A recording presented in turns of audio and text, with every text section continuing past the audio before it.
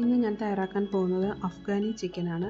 അതിന് വേണ്ടിയിട്ട് 1/2 kilo chicken കഴുകി വൃത്തിയാക്കി നന്നായിട്ട് ഡീപ്പായിട്ട് വരഞ്ഞെടുത്തിട്ടുണ്ട്. നമുക്ക് ആദ്യം ഈ ചിക്കന് നാരങ്ങാ നീരിൽ നന്നായിട്ടൊന്ന് സോക്ക് ചെയ്ത് വെക്കാം. അതിന് വേണ്ടിയിട്ട് 1 ടേബിൾ സ്പൂൺ നാരങ്ങാ നീര് അല്ലെങ്കിൽ ഒരു 2-3 ടീസ്പൂൺ നാരങ്ങാ നീര്, ആവശ്യത്തിന് ഉപ്പ്, 1/2 ടീസ്പൂൺ ഇഞ്ചി വെളുത്തുള്ളി പേസ്റ്റ് ഇത്രയും ചേർത്തിട്ട് നന്നായിട്ടൊന്ന് തിരുമ്മി യോജിപ്പിച്ചിട്ട് ഇതൊരു മിനിമം അരമണിക്കൂർ നമ്മൾ റെസ്റ്റ് ചെയ്യാൻ വേണ്ടിയിട്ട് വെക്കണം. നാരങ്ങാ നീരിനകത്ത് സോക്ക് ചെയ്ത് വെക്കുന്നതുകൊണ്ട് നമ്മുടെ ചിക്കൻ നന്നായിട്ട് ടെൻഡറായിട്ട് വേഗം നമുക്ക് കുക്കായിട്ട് കിട്ടും. ഇനി നമുക്കിതൊന്ന് അടച്ച് മാറ്റി വെക്കാം.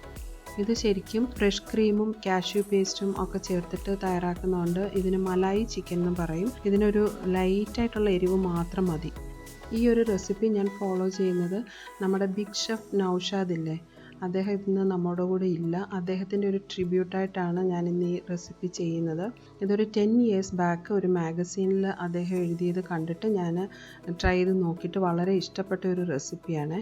അതുകൊണ്ട് ഈ ഒരു റെസിപ്പി ഞാൻ അതേപോലെ തന്നെ ഫോളോ ചെയ്തിരിക്കുകയാണ്. ഇനി നമുക്ക് ഇതിലേക്ക് ആവശ്യത്തിനുള്ള ഒരു മസാലക്കൂട്ട് തയ്യാറാക്കാം. അതിന് വേണ്ടിയിട്ട് 5-6 പച്ചമുളക് എടുത്തിട്ടുണ്ട്. നല്ല എരിവുള്ള മുളകാണെങ്കിൽ ഒരു 5 പച്ചമുളകൊക്കെ മതി. ഒരു ചെറിയ കഷ്ണം ഇഞ്ചി, 4 വെളുത്തുള്ളി, 3-4 തണ്ട് മല്ലിയില ഇത്രയും ചേർത്തിട്ട് നന്നായിട്ടൊന്ന് അരച്ചെടുക്കാം. ഇതിൽ വെള്ളമൊന്നും ചേർക്കണ്ട, വെള്ളം ചേർക്കാതെ അരച്ചെടുക്കാം. ഇതുപോലെ നന്നായിട്ട് ക്രഷ് ചെയ്തെടുത്തിട്ടുണ്ട്.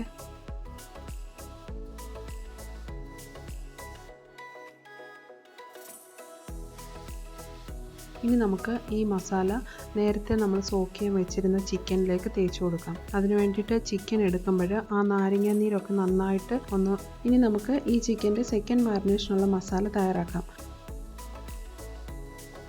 അതിന് വേണ്ടിയിട്ട് 2 ടീസ്പൂൺ തൈര് ചേർത്ത് കൊടുക്കാം. ഒട്ടും വെള്ളമില്ലാത്ത നല്ല കട്ട തൈരാണ്. അതിലേക്ക് നമ്മൾ നേരത്തെ അരച്ചു വെച്ചിരുന്ന പച്ചമുളകിൻ്റെ കൂട്ട്,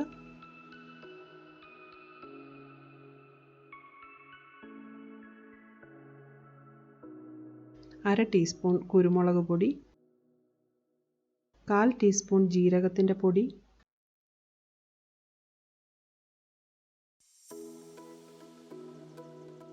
അര ടീസ്പൂൺ ജിഞ്ചർ ഗാർലിക് പേസ്റ്റ്,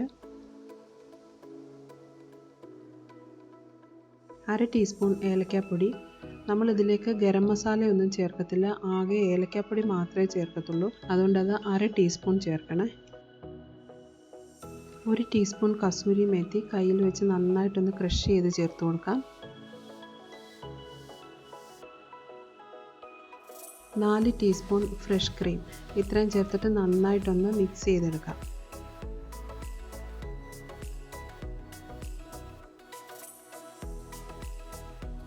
ആവശ്യത്തിന് ഉപ്പ് ചേർത്ത് കൊടുക്കാം. ഇത് കാഷ്യൂവും കസ്കസും കൂടിയിട്ട് ചൂടുവെള്ളത്തിൽ കുതിർത്തിയിട്ട് അരച്ചെടുത്തതാണ്. 1/2 കിലോ ചിക്കന് ഒരു 25 ഗ്രാം കാഷ്യൂ മതിയായിരിക്കും. ഇത് ഞാൻ അരച്ചപ്പോൾ കുറച്ച് കൂടുതലായിട്ടുണ്ട്. ഇത് 2 ടേബിൾ സ്പൂൺ ചേർത്ത് കൊടുക്കാം. ബാക്കി കുറച്ച് ഫൈനൽ സ്റ്റേജിൽ നമുക്ക് ചേർത്ത് കൊടുക്കാം. ഇത്രയും നമുക്ക് നന്നായിട്ട് ഇളക്കി യോജിപ്പിക്കാം.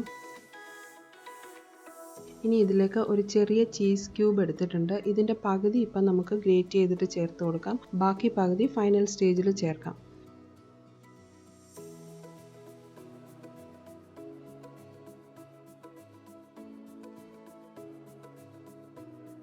ഇതിലേക്ക് 1 ടീസ്പൂൺ ഓയിൽ കൂടി ചേർത്ത് കൊടുക്കുകയാണ്. അപ്പം നല്ലതായിട്ടൊരു ബൈൻഡിങ് കിട്ടും ഈ ചിക്കനിൽ ഈ മസാല. ഇനി എല്ലാം കൂടി നന്നായിട്ട് ഇളക്കി യോജിപ്പിക്കാം. ഇനി ഈ ചിക്കൻ പീസസ് നന്നായിട്ട് മാരിനേറ്റ് ചെയ്തിട്ട് നമുക്ക് മിനിമം ഒരു മണിക്കൂർ മാറ്റി വെക്കണം. എത്ര നേരം കൂടുതൽ റെസ്റ്റ് ചെയ്യാൻ വേണ്ടിയിട്ട് വെക്കുന്നോ അത്രയും നന്നായിട്ട് നമുക്കിത് സോഫ്റ്റായിട്ട് കിട്ടും. ഇത് ശരിക്കും നല്ല റിച്ച് ആയിട്ടുള്ള ഒരു ഡിഷാണ്. ഫ്രഷ് ക്രീമും കാഷ്യൂ പേസ്റ്റും ബട്ടറും ചീസും ഒക്കെ ചേർത്തിട്ട് ഇത് കുട്ടികൾക്കൊക്കെ നല്ല ഇഷ്ടപ്പെടുന്ന ഒരു ഡിഷായിരിക്കും.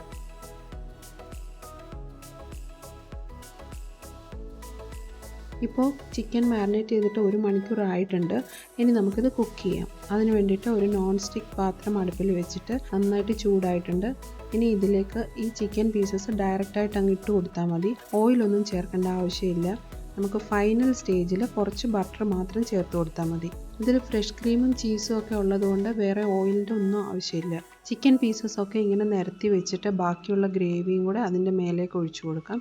എന്നിട്ട് നമുക്കിതൊരു ലിഡ് കൊണ്ട് അടച്ചു വെച്ചിട്ട് ഒരു മീഡിയം ഫ്ലെയിമിൽ വെച്ചിട്ട് കുക്ക് ചെയ്യാം.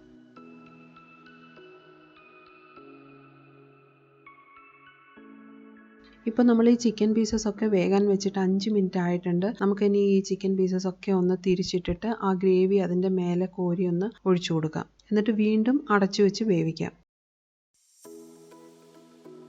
ഇപ്പോൾ നമ്മൾ കുക്ക് ചെയ്യാൻ വെച്ചിട്ട് 8 മിനിറ്റ് ആയിട്ടുണ്ട്. ഇടയ്ക്കിടയ്ക്ക് ഇതിങ്ങനെ ചിക്കൻ പീസസ് എല്ലാം തിരിച്ചിട്ടിട്ട് ആ ഗ്രേവി അതിൻ്റെ മേലെ കോരി ഇങ്ങനെ ഒഴിച്ചു കൊടുക്കണേ. ഈ ഗ്രേവി മൊത്തം വറ്റുന്നത് വരെ നമ്മളിങ്ങനെ ഈ ചിക്കൻ പീസസ് തിരിച്ചിട്ട് വേവിച്ചെടുക്കണേ.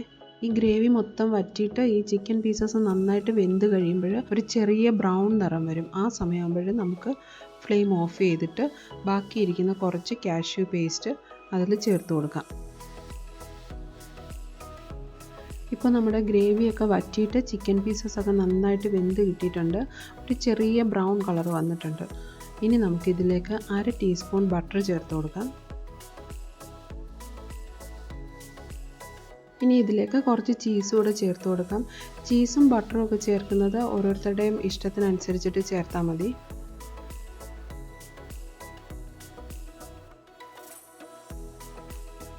ഒരു ടീസ്പൂൺ കാഷ്യൂ പേസ്റ്റ് കൂടെ ചേർത്ത് കൊടുക്കാം. ഇനി നമുക്ക് ഫ്ലെയിം ഓഫ് ചെയ്യാം. ഇപ്പോൾ നമ്മുടെ അഫ്ഗാൻ ചിക്കൻ റെഡി ആയിട്ടുണ്ട്. ഇനി ഒരു ഫൈനൽ ഗാർണിഷിന് വേണ്ടിയിട്ട് ഞാൻ കുറച്ച് ക്യാരറ്റ് ഗ്രേറ്റ് ചെയ്തുകൂടെ ചേർത്ത് കൊടുക്കുന്നുണ്ട്. ഇത് ശരിക്കും ഓപ്ഷണലാണ്.